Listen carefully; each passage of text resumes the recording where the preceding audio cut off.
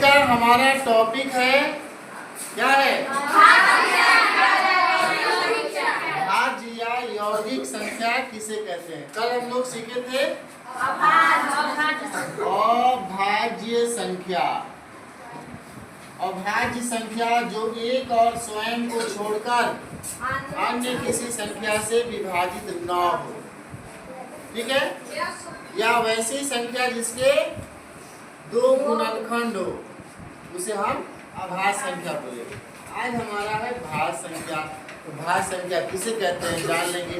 वैसी संख्याएं जो अभाज्य नहीं है, अभाज्य नहीं है, उन्हें हम भाज्य कहेंगे।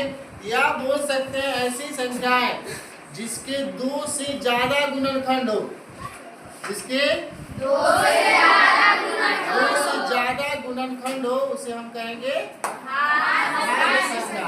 या दूसरी और भी परिभाषा आप बना सकते हैं, ऐसी संख्याएं जो एक और स्वयं को छोड़कर अन्य किसी संख्या से भाग लग जाए।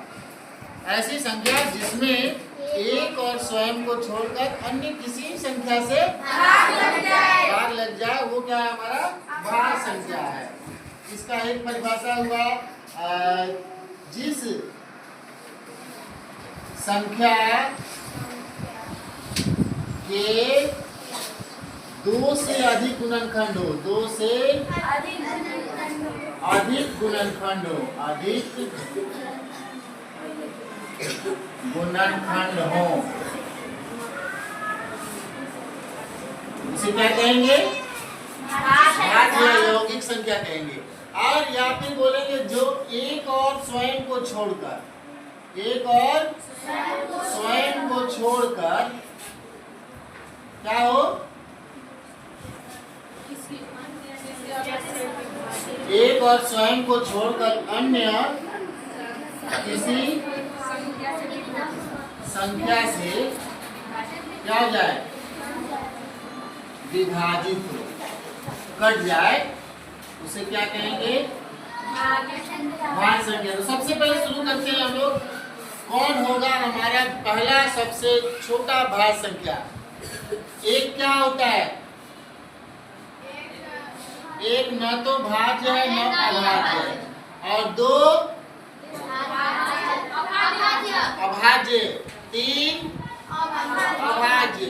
तो शुरुआत हमारा होता है 4 से। सबसे छोटी भाज्य संख्या 4, क्योंकि 4 1 से कटेगा, 4 से कटेगा, 2 से कटेगा, साथ साथ 2 से भी कटेगा।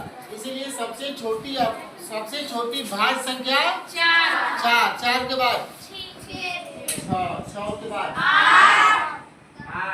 8 के बाद 9 क्या छोड़ रहे हैं आप लोग? 9 है जो 1 से कटेगा, 9 से कटेगा, इसके अलावा 3 से भी कटेगा। 9 भी हमारा भाज्य संख्या है। भाज्य संख्या का दूसरा नाम यौगिक बोलते हैं। चलिए आगे बढ़ते हैं। 9 के बाद 10 क्यों होगा? तुम बताओ इधर। 1 से 2 से और 5 से भी कटेगा, इसलिए क्या ये भाज्य संख्या है। इसे कितने गुणनखंड हुए?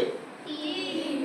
1 हुआ, 10 हुआ और 4 गुणनखंड। 1 से भी, 2 से भी, 5 से भी, 10 से भी 4 गुणनखंड हो, जिसके 2 से अधिक गुणनखंड हो, उसे क्या बोलेंगे? भाज्य संख्या। भाज्य संख्या समझ में आ गया सबको?